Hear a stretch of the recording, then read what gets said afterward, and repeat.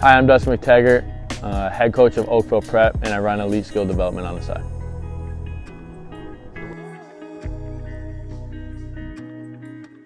So I got into basketball, I think mainly because my dad and stepdad played.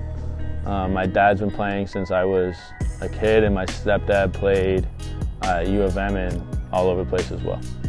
I remember being like 8 years old and going into my dad's men's league games and seeing like these group of 40-something, 50-something-year-old men who can barely get off the floor, and they're playing against college kids and guys who were dunking all through warm-up lines.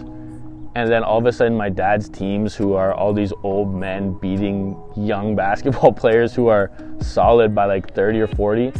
And I'm sitting on the sidelines as a kid and just watching these games like, yeah, I can do this. Like, this is something that I love, and I like watching guys go, and it's competitive and it's loud and guys are at each other, and I remember being like 8 or 9 and just wanting to play. My dad could still outshoot me. We were at the park the other day, or at a community center in Oakville, and it was a race to 50. If you miss 2 in a row, you can't shoot anymore. And I lost like 50 to 20.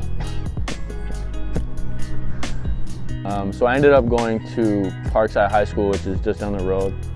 They had a phenomenal basketball program. I'm so lucky to be able to be a part of that. We did summer training. I had keys to the gym, so me and my best friend would shoot before school. We'd stay after school until rentals came in. And we're a winning team. Our last season, our OFSA championship round, I think we went like 39-3. We're a top 3 team in the province ranked. And we had Jordan jerseys one year, we had Nike jerseys the next year.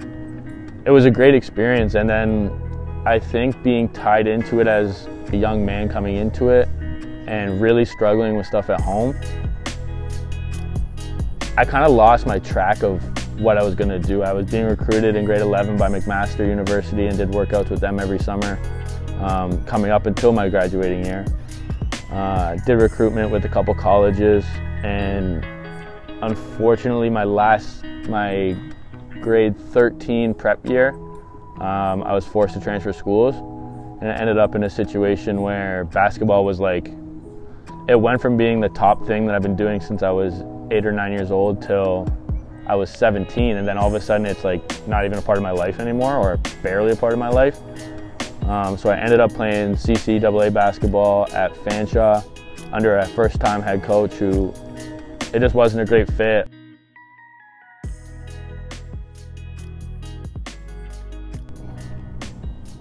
I think a major issue and a major concern for myself and a lot of guys that I've heard from and talked to, or came back from playing pro or come back from playing college ball, is there's a lot of stuff under the surface that a lot of people don't end up getting to see or understand.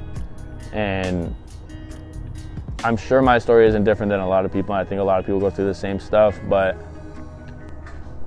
I was going to school every morning after I've already graduated, after seeing my mom cry in the kitchen and being mistreated by my stepdad, and then getting in fights with your stepdad before you're going to school. So then you're having these breakdowns before school, then you shower, wipe your face off, then you're going to school, but you're only there to play basketball. You're going super hard because it's your only outlet. And what my problem was, and what I didn't understand as a kid at the time, was I remember being in grade 12, my post-grad year. And I remember the night before, I was just in the kitchen. I don't know what I was doing, probably grabbing food. And I just walk in and my mom is bawling her eyes out. I didn't know how to handle it. I don't even remember what I did. I think I gave my mom a hug and went to bed. And then I remember the next day, I just got into it right away with my stepdad. We got in an argument. All I remember is me being in my room playing Xbox and then just whipping Xbox components across the room. And then I remember that, having all of this tied up with being a kid who didn't want to show any emotion, didn't have anyone to talk to about it, I remember that just really adding to an angry side of a person who was already pretty angry. I remember one instance, and I was 18 years old, and I'm going as hard as I possibly can against one of our top grade 11 kids who just obviously doesn't stand a chance physically, and I'm just like almost bullying him up and down the court. And I remember just like me thinking like that's my way to like kind of just like get away from everything, and how unfair that is to another kid, and how unhealthy it is as a teammate for that to be going that hard at someone. And there was an instance where I had all this stuff kind of building up, and this shit was almost to a boiling point. I remember leaving the gym so heated, and then like 5 minutes of reflection, I remember looking at my coach and being like, am I off the team? And he was like, we'll talk tomorrow. And I knew from that point on, that was pretty much the end of me playing competitive basketball, which I'd worked since I was 8 years old to play. Now looking at it as from an adult's perspective, I really just wish I had that person that I could unload this stuff on and just be able to get this off my back so I can go on to being a kid and like having fun and just doing kid stuff, as opposed to keeping everything inside and not really having anyone to talk to.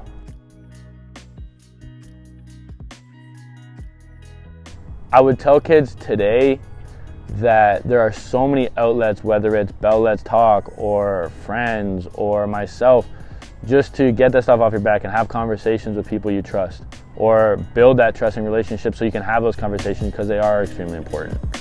One guy at the block here, weak side defender on the other block. I just fell in love with it, like helping kids grow and seeing the game from a different perspective and creating relationships with kids that wouldn't have been there. And I know for myself, as a younger kid who was pretty good at making bad decisions, that maybe I can be that outlet that won't be your parents, or that won't be a brother or a friend or a sister, and someone to just talk to. So it ties hand in hand with coaching and seeing things from the X's and O's. And there's nothing better and there's nothing more, I guess, competitive for me than looking down at another team and another coach and just being like, I really want to beat these guys. Like, let's go win.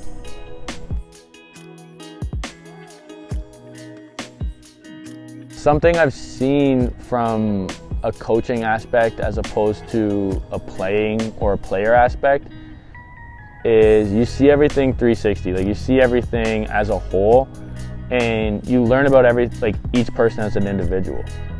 And a big part of all of this, and what I've seen from the outside looking in, or maybe as a different perspective when you're already in, is how everyone deals with everything differently, and how mental health plays into young athletes. Like, as a athlete and as a ball player, basketball is such an egotistical sport, and I have friends who have played pro or played college or whatever they played, and they've been like, dude, I've never been able to be myself. And nowadays with social media and the way that kids are always connected, whether it's Snapchat, Instagram, whatever it is, kids don't get a chance to ever be by themselves and kind of figure out who they are. And the stuff that's popular and the stuff that's cool for the popular kids or the ball players that everyone looks up to, now everyone's trying to make it popular for them, so they never really get to find out what them is. And I just think it's important, and that's why I want to be an advocate for this mental health for adolescent young boys, is to let them know that they don't have to be like this. They can be however they want and it'll work. Like, basketball is so one-on-one and so individual that it's hard for people just to live their own lives. We're at Dundas Central Public School. I went here from kindergarten to grade 8, and my house is right up the road. It took me about 5 minutes to get here walking. This is my home court because every recess we played full court up and down with all the kids in our classes. I had a net outside my house, which is 2 or 3 minutes away, that we used to make little teams up, like 2-on-2, 3-on-3, give each other goofy nicknames, and we'd play like a little season outside. We used to set up trampolines and just start dunking the ball. I remember playing with gloves on in the wintertime. This is just an outlet that I've had forever, and this is where I grew up playing basketball. I don't think my basketball career or my love for the game would have been the same without where we are today and without the countless hours I spent playing with friends and my brother. I think an important thing for all basketball players or anyone who has a hoop and a ball is basketball will always be there. Like if you're in a fight at home with family, or you're in a fight with a girlfriend, or your friends aren't getting along or whatever, like basketball will always be there. You'll always have the access to go dribble around and shoot or whatever you need to do with basketball. It'll always be there, it's not going anywhere, and I think it's an amazing outlet for kids and adults just to let off steam and get back to like just their own headspace. This is Dustin Mactaggart, and this is my home court on Eskandy Sports.